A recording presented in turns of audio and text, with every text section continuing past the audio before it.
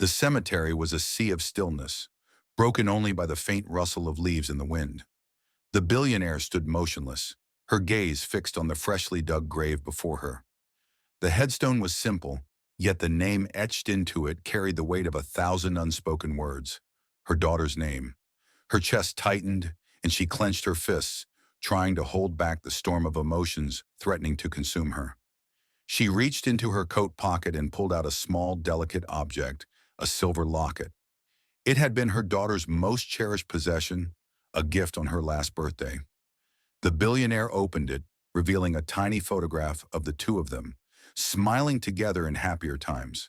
Her vision blurred as she placed the locket gently on the grave, her fingers lingering for a moment as if she could somehow bridge the gap between life and death. Just as she was about to turn away, a sound broke the silence. A low, persistent scratching. She turned sharply, her eyes narrowing as she spotted a dog digging at the far corner of the grave. Her initial reaction was anger. How dare this animal disturb her daughter's resting place? She took a step forward, ready to chase it off, but something about the dog's behavior made her pause. The dog wasn't just digging aimlessly. It was focused, almost frantic, as if it knew exactly what it was searching for. The billionaire's curiosity overpowered her anger, and she moved closer, her heart pounding in her chest. The dog glanced up at her briefly, its eyes intense and almost human-like, before returning to its task. Then the dog stopped. It let out a soft whine and stepped back. Its eyes locked on the spot it had been digging. The billionaire knelt down, her hands trembling as she brushed away the loose soil. Her breath caught when her fingers touched something cold and hard.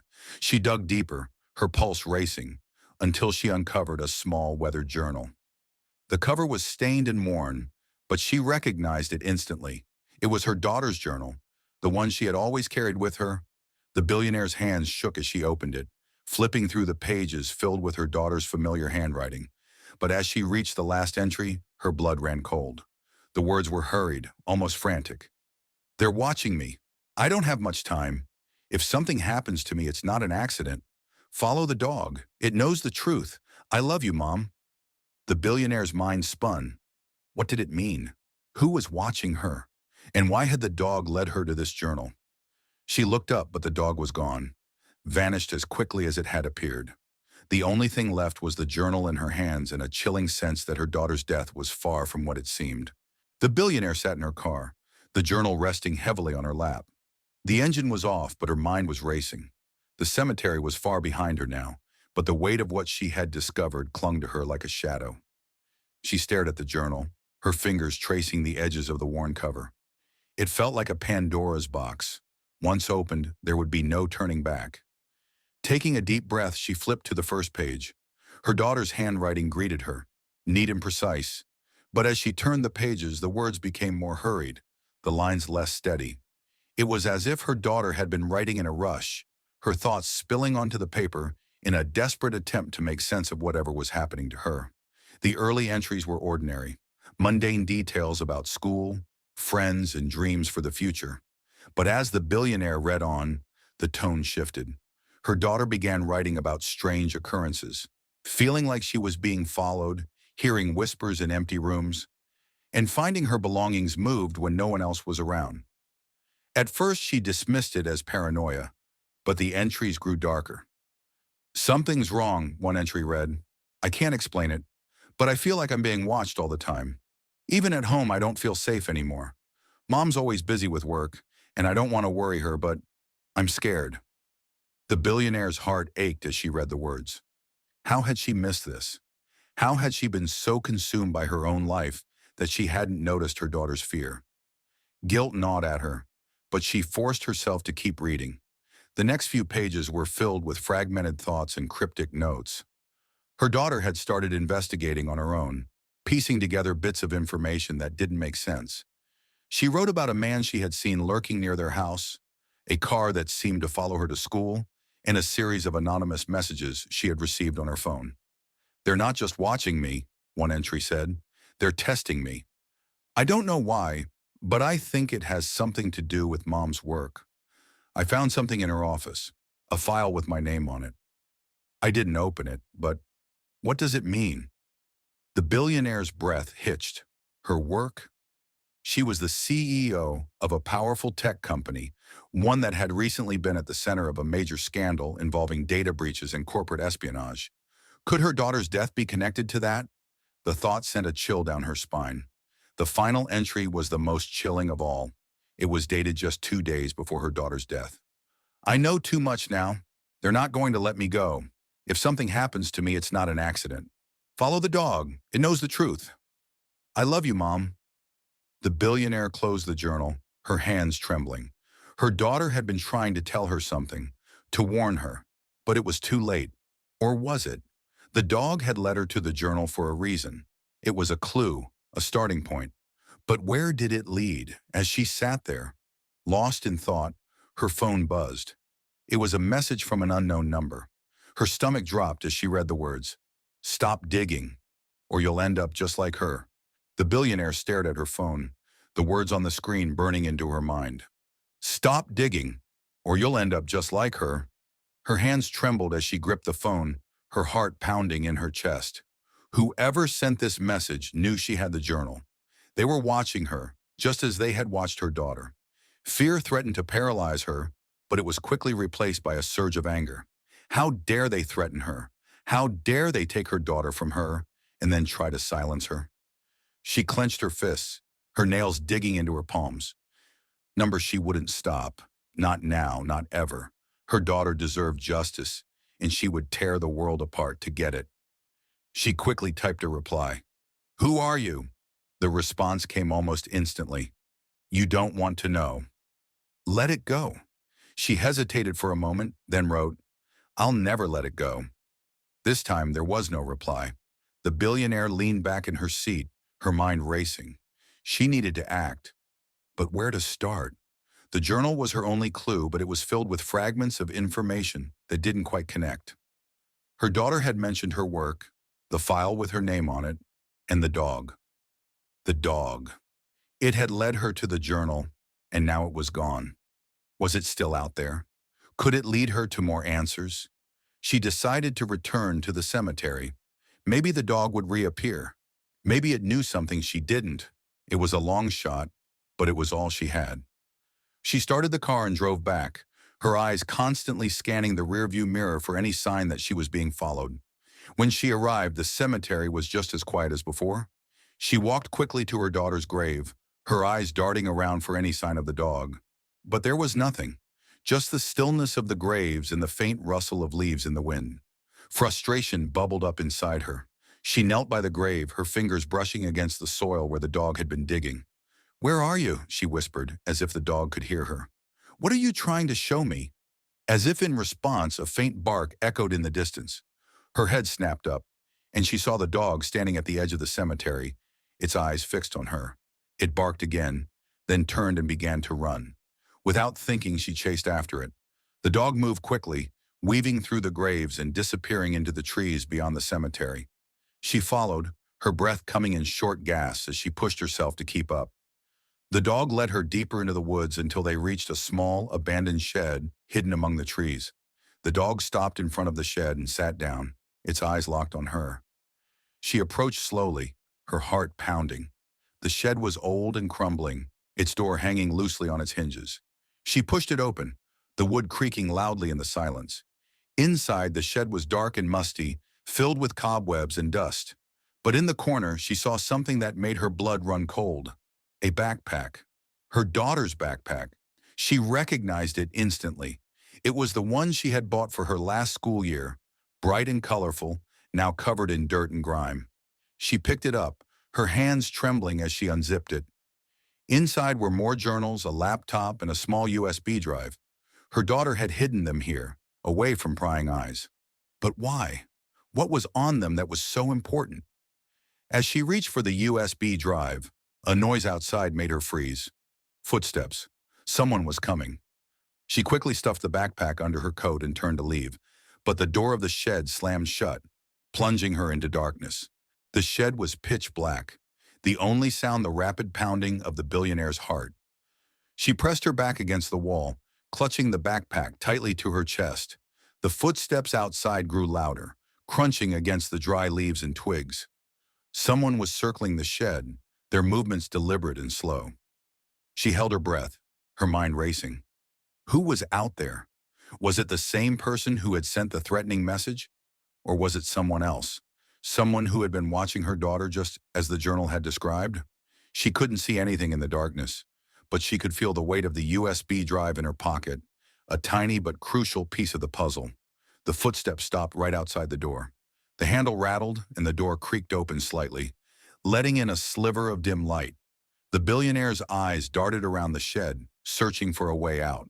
There was no window, no back door, just the single entrance now blocked by whoever was outside. She crouched low, her fingers brushing against something on the ground, a rusted metal pipe. She grabbed it, her grip tightening as she prepared to defend herself. The door swung open fully, and a figure stepped inside, silhouetted against the faint light. Before she could react, the dog burst into the shed, barking furiously. It lunged at the figure, snapping and growling.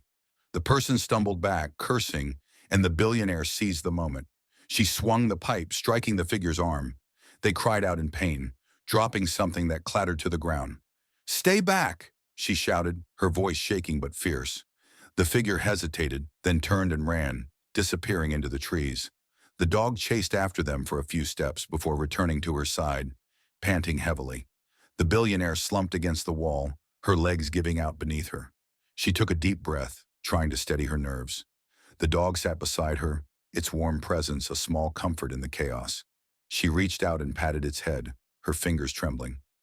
"Thank you," she whispered. "You saved me." After a moment, she forced herself to stand. She couldn't stay here. Whoever had been outside might come back, and next time, they might not be alone. She grabbed the backpack and stepped out of the shed, the dog following closely behind. As she walked back through the woods, her mind raced. The USB drive was her best chance at uncovering the truth, but she couldn't risk accessing it on her own devices. If her daughter's death was connected to her work, then her company's systems might be compromised. She needed help, someone she could trust. She thought of her old friend, a tech expert who had left the company years ago after a falling out. He was the only person she could think of who might be able to help her without asking too many questions.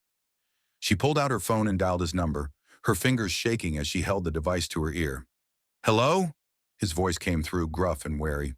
"It's me," she said, her voice barely above a whisper. "I need your help. It's about my daughter."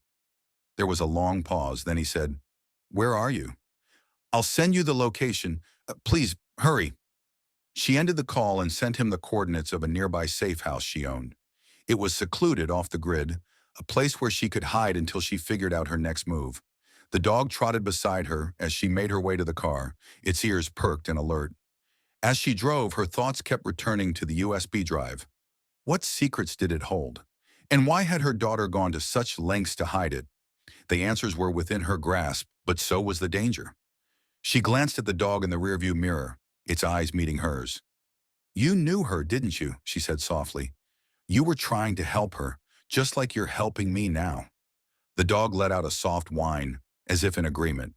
The safe house was a modest cabin tucked deep in the woods, far from prying eyes. The billionaire parked her car behind the trees, out of sight, and hurried inside with the dog close at her heels. The cabin was cold and dark, but she didn't bother turning on the lights. She set the backpack on the table and pulled out the USB drive, staring at it as if it held the weight of the world. She didn't have to wait long. A knock at the door made her jump, but she recognized the pattern. 3 quick raps, followed by 2 slow ones. It was him. She opened the door to reveal her old friend, his face lined with worry and curiosity. "You look like hell," he said bluntly, stepping inside. "Nice to see you too," she replied, her voice tinged with sarcasm. He glanced at the dog, then at the backpack on the table. "What's going on? You said it was about your daughter." "It is," she said, her voice breaking. She handed him the USB drive. "I need you to look at this. But you can't do it here. If they're watching me, they might be tracking my devices. You'll need to use your own equipment." He nodded, understanding the gravity of the situation. "I'll take it to my lab, but you need to tell me everything you know." She hesitated, then handed him the journal. "Start with this. It's hers. She was hiding something. Something big. And I think it got her killed." He took the journal and flipped through the pages, his expression growing darker with each entry. This is intense. If what she wrote is true, you're in serious danger. I know, she said, but I can't stop now. Not until I find out what happened to her. He nodded again, tucking the journal and USB drive into his bag. I'll call you as soon as I have something. Stay here. Don't go anywhere, and don't trust anyone. After he left, the billionaire sank into a chair, exhaustion washing over her. The dog lay down at her feet, its head resting on her shoes. She reached down to stroke its fur, finding comfort in its steady presence. You're a good dog, she murmured. I don't even know your name, but you've done more for me than most people ever would. Hours passed in silence. She paced the cabin, her mind racing with possibilities. What was on the USB drive? What had her daughter discovered that was worth killing her over? The questions gnawed at her, but there was nothing she could do but wait. Finally, her phone buzzed. It was her friend. I've got something, he said, his voice tense, but you're not going to like it. Tell me, she said, her heart pounding. It's better if I show you. I'm on my way back now. Lock the door and don't let anyone in until I get there. She did as he said, her anxiety growing with every passing minute. When he arrived, he set up his laptop on the table and plugged in the USB drive. The screen flickered to life, displaying a series of files. He clicked on one and a video began to play. The footage was grainy, but the billionaire recognized the location immediately. It was her company's headquarters. The timestamp showed it was recorded just a week before her daughter's death. The camera angle was hidden, as if her daughter had been filming secretly. In the video, a group of people were gathered in a conference room. The billionaire recognized some of them, high-ranking executives from her company. They were discussing something in hushed tones, but the audio was clear enough to make out their words. We can't let this get out, one of them said. If the public finds out what we've been doing, it'll destroy us. What about the girl? Another asked. She knows too much. She's taken care of, a third voice said coldly. It'll look like an accident. No one will suspect a thing. The billionaire's blood ran cold. Her daughter had been right. They had been watching her, and they had killed her to keep her silent. There's more, her friend said, clicking on another file. This one was a document filled with technical jargon and diagrams. It's a blueprint for a project your company was working on in secret, something called Project Eclipse. It's a surveillance system, one that can track anyone, anywhere, without their knowledge. Your daughter must have stumbled onto it. The billionaire stared at the screen, her mind reeling. Her company had been developing a tool for mass surveillance, and her daughter had died because of it. The guilt and anger were overwhelming, but beneath it all was a fierce determination. We have to expose this, she said. We have to make sure they can't hurt anyone else. Her friend nodded. I'll help you, but it's not going to be easy. These people are powerful, and they'll do whatever it takes to protect their secrets. I don't care, she said, her voice steady. I'll take them down, no matter what it costs me. The cabin was filled with the soft hum of the laptop and the occasional crackle of the fireplace. The billionaire and her friends sat at the table, surrounded by printed documents, maps, and notes. The dog lay nearby, its ears twitching at every sound outside. The weight of what they had uncovered hung heavy in the air. We need to move carefully, her friend said, his voice low. If they find out we have this information, they'll come after us. We can't afford any mistakes. I know, the billionaire replied, her eyes scanning the documents. But we can't wait too long. Every second we waste, they're getting closer to launching Project Eclipse. We have to stop them before it's too late. Her friend leaned back in his chair, rubbing his temples. The problem is, we don't have enough evidence to take them down. The video and documents are damning, but they're not enough to prove anything in court. We need something concrete, something that ties them directly to your daughter's death and the illegal surveillance program. The billionaire frowned, her mind racing. What about the man in the shed, the one who tried to stop me?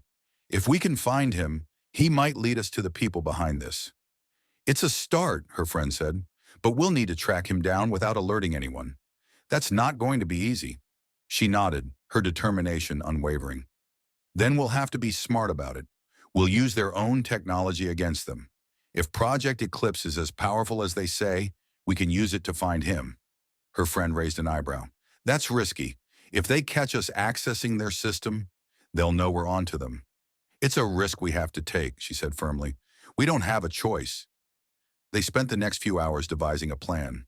Her friend would hack into the company's servers using a secure connection, searching for any information that could lead them to the man in the shed or the executives involved in Project Eclipse.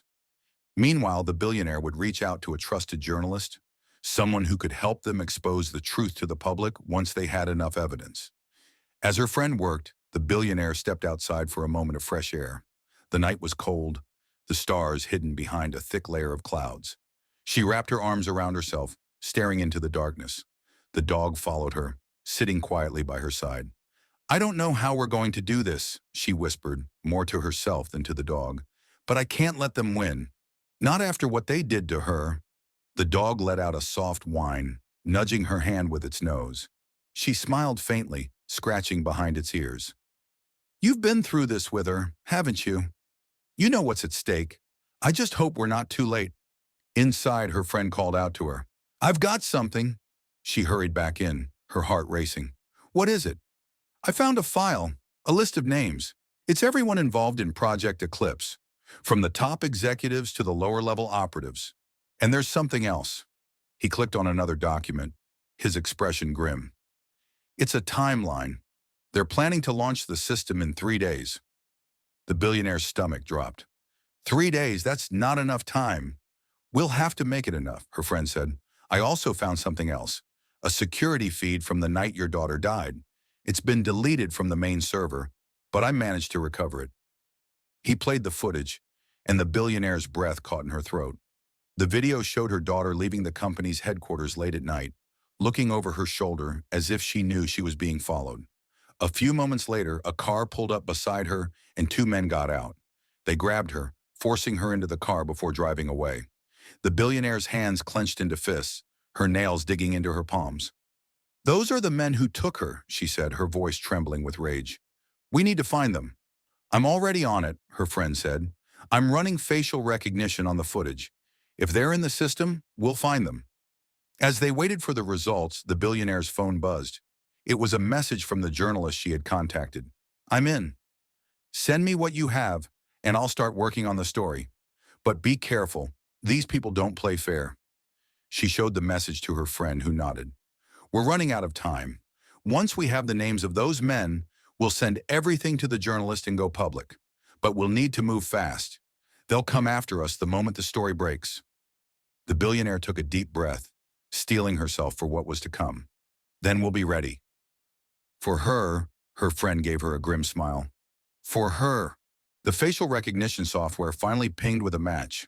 The 2 men from the security footage were identified as low-level operatives working for a private security firm contracted by the billionaire's company. Their names were Eric Dawson and Marcus Reed. The billionaire's friend quickly pulled up their last known locations, and one of them, Eric Dawson, was still in the city, staying at a motel on the outskirts of town. This is our chance, the billionaire said, her voice steady despite the adrenaline coursing through her veins. If we can get him to talk, we can tie everything back to the executives and stop Project Eclipse before it's launched. Her friend nodded, but his expression was wary. It's dangerous. If they're watching him, we could be walking into a trap. We don't have a choice, she replied. We're out of time. They left the safe house under the cover of darkness, the dog trailing silently behind them. The motel was a rundown place, the kind where people went to disappear. They parked a block away and approached on foot, staying in the shadows. The billionaire's heart pounded as they reached the room where Eric Dawson was staying. Her friend handed her an earpiece. I'll stay out here and keep watch. If anything goes wrong, I'll call the police. She nodded, taking a deep breath before knocking on the door. There was a long pause, then a gruff voice called out, Who is it? Maintenance, she said, keeping her voice calm. We got a report about a leak in your bathroom. The door opened a crack, and Eric Dawson peered out, his eyes narrowing when he saw her. You're not maintenance. Before he could slam the door, the billionaire shoved her way inside, the dog darting in after her. Dawson stumbled back, his hand reaching for a gun on the table, but the dog lunged at him, snarling and snapping. Dawson froze, his eyes wide with fear. Call it off, he shouted. Not until you talk, the billionaire said, her voice cold. I know what you did to my daughter. I know about Project Eclipse, and if you don't start talking, I'll let the dog finish what it started. Dawson hesitated, his eyes darting between her and the dog.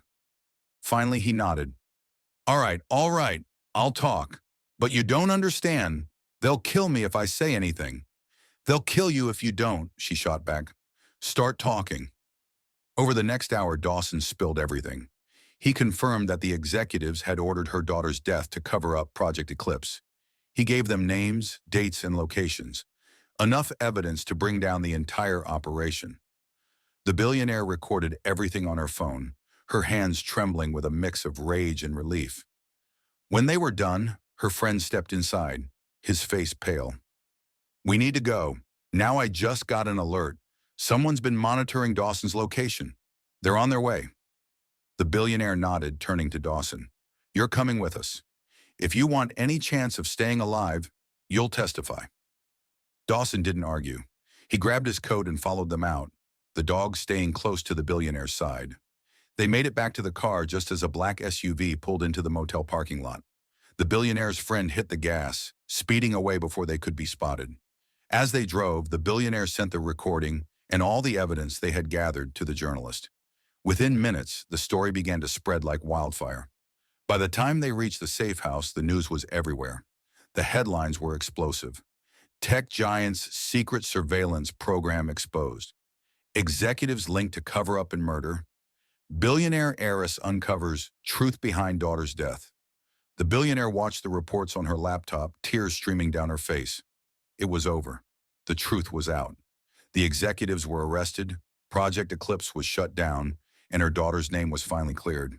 Her friend placed a hand on her shoulder. You did it. She'd be proud of you. The billionaire nodded, her voice barely a whisper. I just wish she could have been here to see it. The dog let out a soft whine, resting its head on her lap. She smiled faintly, stroking its fur. You were her protector, weren't you? And now you're mine.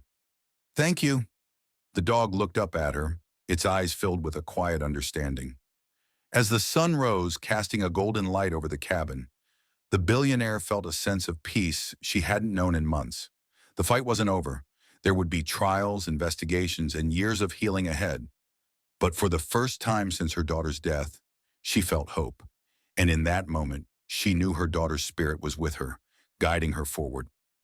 Subscribe and press the bell icon so that you never miss the amazing video.